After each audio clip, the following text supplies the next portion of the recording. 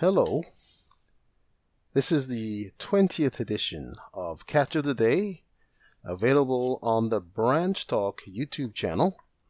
Today we're continuing reading from Doug Mitchell's book, Holy Cow, Holy Dung, based on Numbers 19 and Ezekiel 4.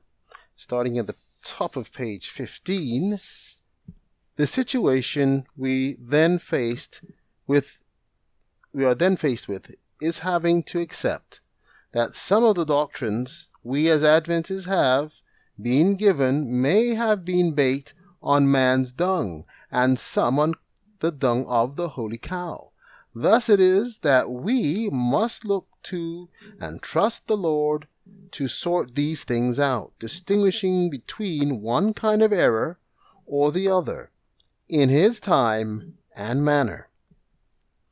Following is an examination of some of Ellen White's statements regarding the Passover week during which Jesus was captured, crucified, and resurrected. As we shall see, her presentation of things is not flawless. That some of the things she said were simply restatements of the opinions of men that were common in her day, and which were in error to the facts. The first of these festivals, the Passover, the Feast of Unleavened Bread, occurred in Abib, the first month of the Jewish year, Patriarchs and Prophets 5:38. Therein we note that she calls the Passover the Feast of Unleavened Bread. And well she should, because that is what the Bible teaches. Now the Feast of Unleavened Bread drew nigh,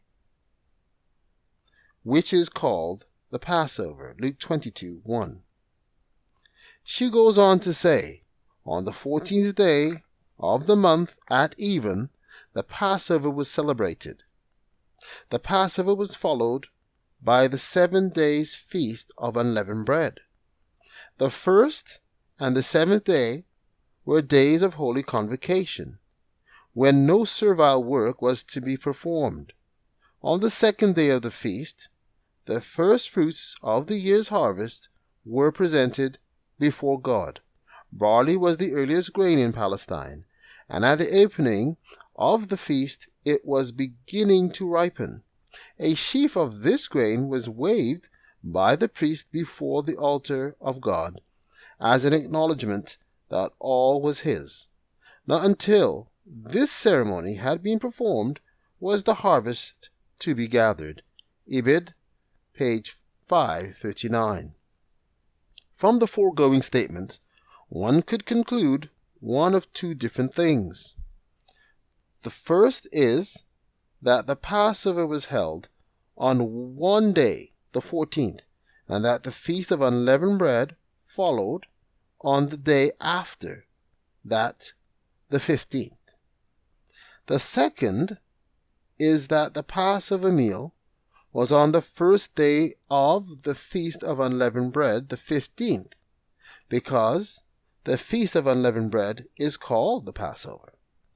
In another place, she says this: on the 14th day of the first Jewish month, the very day and month on which for 15 long centuries the Passover lamb had been slain, Christ, having eaten the Passover with his disciples, instituted that feast which was to commemorate his own death as the Lamb of God which taketh away the sin of the world. The Great Controversy 3:99. From this it appears that she believed that Christ ate the Passover on the very day on which for 15 long centuries the Passover lamb had been slain, that being the 14th day of the month. But is that the truth of the matter?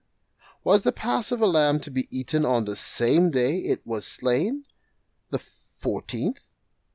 We ask this question because Jewish custom today has them actually eating the Passover on the beginning of the 15th, the dark part of it which follows the sunset, at the end of the 14th, which is the first day of the Feast of Unleavened Bread.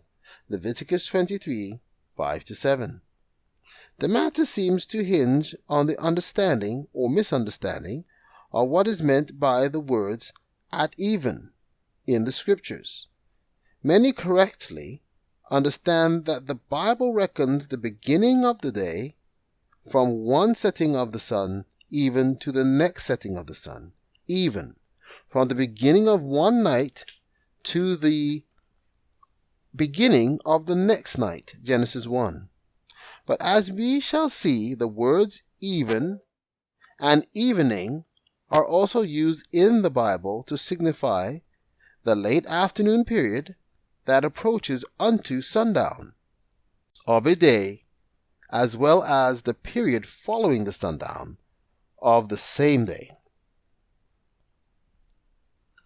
Check that out. Thank you very much. Good day.